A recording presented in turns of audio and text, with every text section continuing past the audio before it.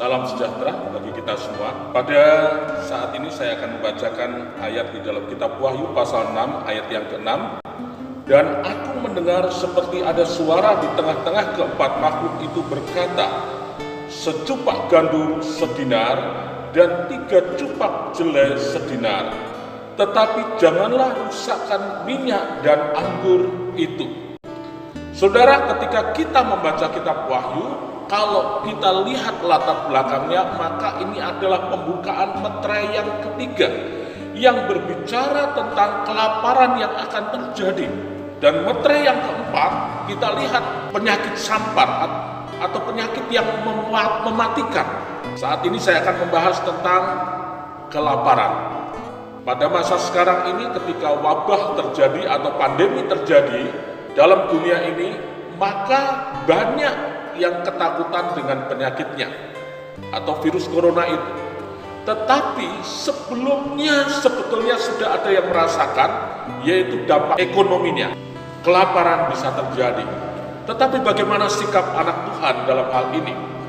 Ada satu kisah firman Tuhan di dalam kitab 2 Raja-Raja, ketika Samaria dikepung oleh Raja Aram.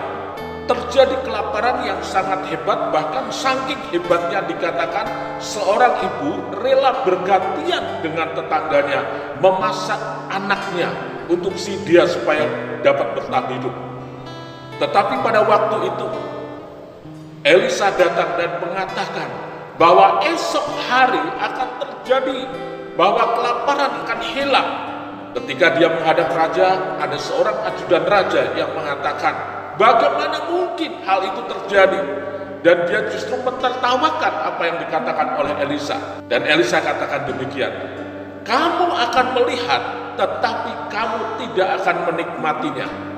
Dan benar, keesokan harinya, singkat cerita, orang kusta melihat ternyata orang Aram sudah berlarian, sehingga dia datang ke perkemahan orang Aram dan didapatinya begitu banyak makanan, begitu banyak emas dan perak yang ditinggalkan. Dan dia berkata kepada penjaga pintu, dan kemudian penjaga pintu menyampaikan kepada raja, dan akhirnya mereka tahu. Dan saat itu juga bala kelaparan itu pun menjadi hilang.